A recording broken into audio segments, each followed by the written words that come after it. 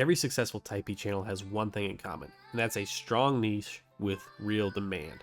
Most producers skip this step in making the type beat channel, and they end up wasting weeks, months, or even years going nowhere, seeing no results.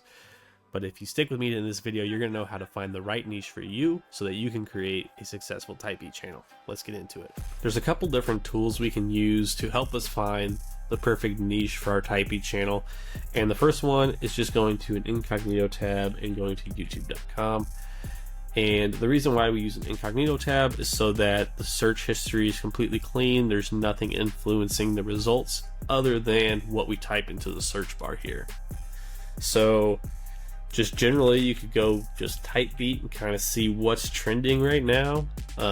You can see there's trap type beat, hurricane wisdom, trap type beat, hurricane wisdom, future X Drake type beat, Juice WRLD type beat. So this might give you a couple ideas. And if these artists aren't the ones that you're really in tune with, not the people you're wanting to make beats for, that's fine. This is just something you can do to kind of see what's at the top right now as far as just the keyword type beat. But we could go more specific. Maybe you're interested in making Memphis trap beats. You could do key Glock type beat and kind of see what the results are. So we have one 2 weeks ago with 14,000 views, a month ago 74,000 views. We have 1.4 million views from 8 months ago. So a lot of these are several weeks old. That's not necessarily a good thing or a bad thing. Might not be the most in-demand niche where people are constantly searching for it. Our next tool is going to help us determine that more. But we can see it's often paired up with the Young Dolph, Key Glock X Young Dolph type beat. This one was Key Glock X Big X the Plug type beat. You could do like maybe Don Toliver is someone you would want to look up. We could do Don Toliver type beat. And you see 2 days ago 20,000 views, 13 hours ago 9.9 thousand views. So this is kind of what I was talking about. The other one, it took a couple weeks for him to hit these numbers, whereas in 2 days this guy's already at 20,000. In 13 hours this guy's at 9.9 thousand. This niche is probably going to be a higher search volume because these results are newer. But this also means that it's going to be a high competition where you're going to have to be, daily posting so that you can be at the top of the game. But there's going to be a lot of demand for it.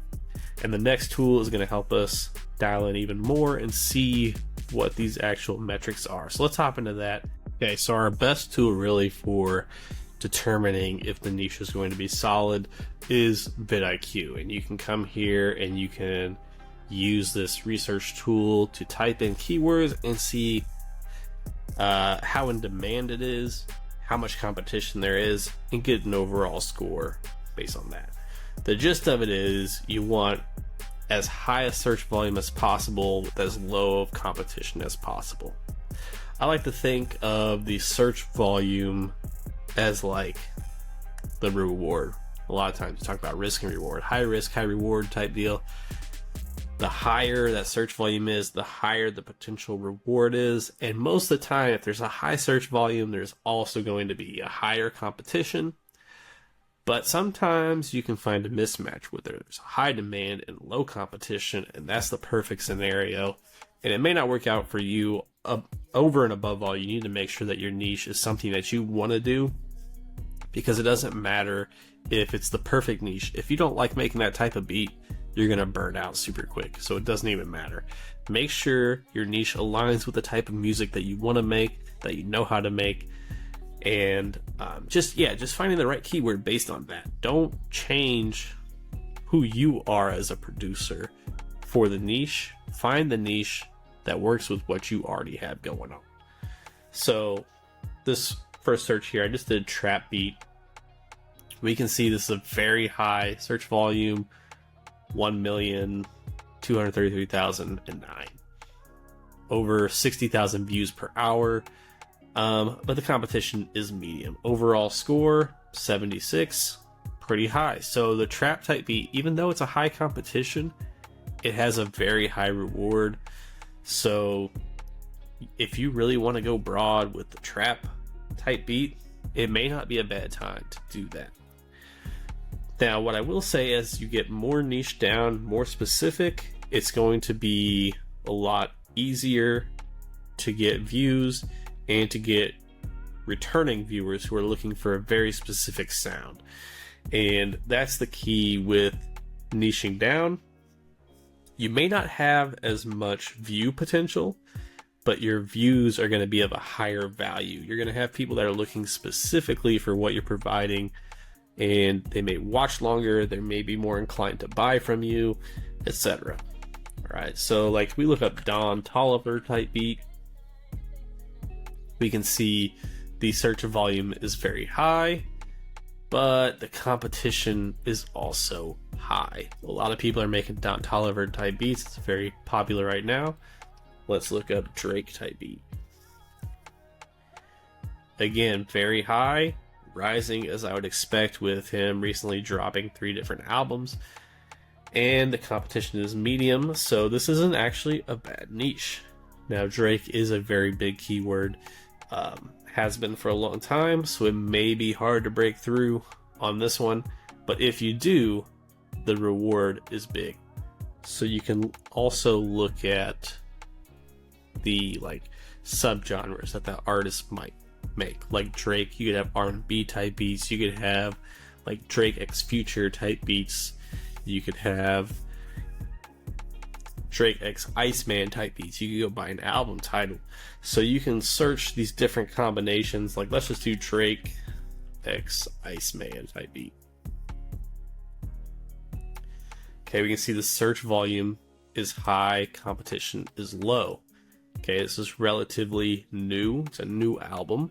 People are searching it, but there's not a lot of people doing it yet. So this could be a good time to get in on that, but it may not be a very long-lived keyword. I wouldn't necessarily go with an album title, but it is an option. And you could always change that part. It's okay to change your keywords slightly. Like still be making Drake type beats, but maybe you drop the X Iceman after that kind of wave falls off. So let's do Drake times Future type beat. Okay, this has a very high search volume, a rising search volume. It's up 500%, and the competition is low. Okay, so that's a good indicator right there. High score of 72, and that's a very specific sound. Like Drake X Future type beat is not going to be the same thing as a Drake X R&B type beat. People are coming for a very specific type of sound that those two do together, and that is something, if you make that type of beat, this could be a good niche for you. So what you need to do, go to YouTube, search the niche that you're looking to getting into, see if people are having success with recently posted videos. Incognito tab's good to do that in. You could do it in your regular browser, but you may have results that aren't fully accurate. They may be influenced by your previous search history, so I suggest using Incognito tab. And then using VidIQ to dive in, check out the different keywords, see what has high search volume, what has low competition. And if you can get a combination of high search volume and low competition, then you know you have found a gap that you can get into in the market and have a successful type beat channel. Like I said before, just because there's high competition doesn't mean you can't get into it. It's just going to be harder. But a lot of times these high search volume with high competitions, it's, high risk, high reward. If you happen to find one that's low risk, low competition, and a high reward, then that's something that you should really jump on and get going right away if you can. Outside of the search volume and the competition, another thing you should think about is also the target audience and what their buying power is. If we're looking to mainly monetize off of selling beats, we want to make sure we're targeting people who actually have money to sell beats. So picking a niche that's tailored towards kids, like teenagers, is probably not going to be as lucrative as one that targets people who are in their mid-20s to even 30s and beyond. The older, more mature audiences typically have more spending power because they have jobs and money they can invest into their music. So it may be easier to get beat sales in genres and subgenres that are a more mature audience. Now, I do think you can make good money in pretty much any genre that you wish. It just may be harder to find high value clients in certain genres than others, but you can also possibly make more in ad revenue because those beats are going to be in a higher demand, be more searched on YouTube and that kind of thing. But getting monetized on YouTube is a long process, especially in the type beat game where your videos aren't very long, so it's going to take a long time to hit that 4,000 watch hours, unless you have, several beats really blow up, of course. It's really important that you don't rush the process of picking your niche, because it is honestly the most important part of setting up your type beat channel. You're making a commitment to a specific sound. Like I talked about in my first video, once you're like in that niche, you can't really deviate out of it. If you do, it's gonna hurt your viewership. If you do it early on enough, yeah, you could probably switch right away because you're not gonna have any followers, you're not gonna be getting that many views anyway. But if you get the ball rolling and you get a little bit of momentum or whatever, and then you decide that this niche isn't for you, then you're pretty much gonna have to start from scratch, start a new channel, because you're not gonna be able to just switch lanes completely and maintain that same momentum that you had. You're going to be better off with a new channel. Once you have your niche selected, the next thing I would do is study your competition. Go on YouTube, search your exact keywords that you're planning on using, and see what their beats sound like. Are your beats on the same level? Hopefully they're better. If not, you're going to want to make sure that your beats are on the same level as those top people, and if you can, even better. You're going to want to make sure that you're able to create beats that are competitive, and you need to be able to do it efficiently so you can be posting these on a regular basis. If your competitors are all posting daily, you're probably going to have to be posting daily too if you want to see the same results as them or overtake them in the type beat game. You'll also want to analyze what they're using for thumbnails, their title structure, because even though you know the keywords, how they format it may be different depending on which niche it is. If you got value out of this video, please give it a thumbs up, leave a comment if you have a question or if you just like the video, and make sure you subscribe so that you can see the next video where we're going to dive into YouTube analytics, where I show you what you need to be looking at inside of YouTube Studio to see if your beats are performing well, if they're not performing well, and what you can do to improve those metrics.